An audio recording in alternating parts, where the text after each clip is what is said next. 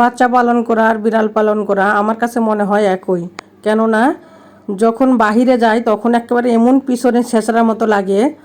তো কি হয়েছে না হয়েছে বিস্তারিত ভিডিওতে বলবো, সম্পূর্ণ ভিডিও দেখতে থাকেন ইনশাল্লাহ।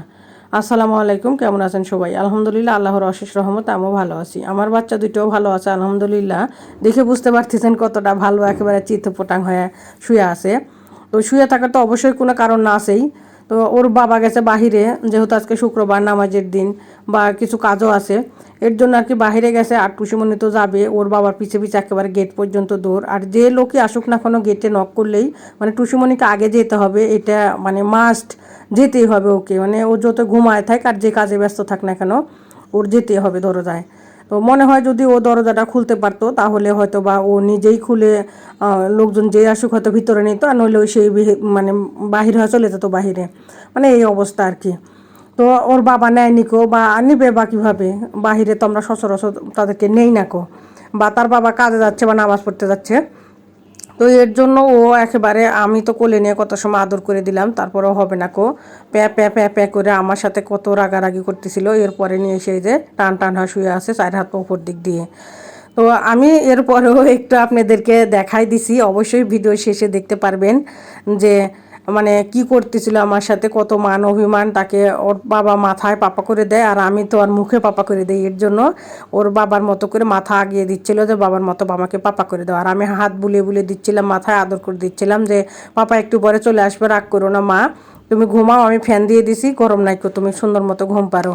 তো এই অবস্থা, দুইজন দুই জায়গায় শুয়ে আছে। সবাই ভালো থাকবেন, আমার বাচ্চার জন্য দোয়া করবেন, আর দেখবেন কি হয়। টুসুমনির বাবা বাহিরে গেছে, ওকে নেয় নাই, একেবারে রাগ করে টান টান হয় শুয়েছিল। যাইব ওর বাবার সাথে জোর করে, মনে হচ্ছিল যে নিজের থেকে দরজাটা খুলবে, খুলে আর কি চলে যাবে। ভাগ্যে ভালো দরজা খুলতে পারে না, খুলতে পারলেই মনে করেন যে ওকে আর আটকানো যেত না। আর আরেকটা কি করতেছে যে দেখেন, ওর পায়ের কাছে এসে দেখাই দিই একটু আপনাদেরকে পায়ের কাছে কি করে আরেকটা। সে কিন্তু একেবারে ব্যাভুরে ঘুমেছিল, ঘুম থেকে উঠে যা এসে পড়ছে আমার পায়ের কাছে এসে গুটু গুটু এটাতে মা আমাকে ডাকতেছিল খালি।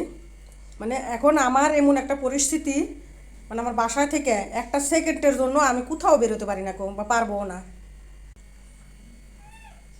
মানে এই পরিস্থিতির মধ্যে আমি এখন আছি। মানে কোনো ক্রমেই আমার আর বাসা থেকে বের হওয়া নাই, ঘর বন্দি একেবারে।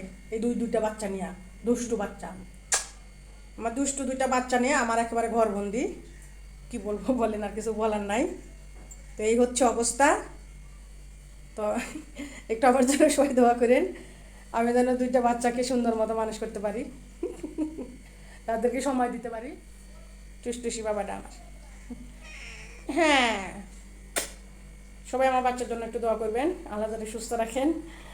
আর ওই বাবা এইরকম আদর, মাথায় পাপা দেওয়া লাগবে। ওর বাবা মাথার মধ্যে পাপা দেয়, তাই আমারও মাথায় দেওয়া লাগবে। হ্যাঁ, আচ্ছা।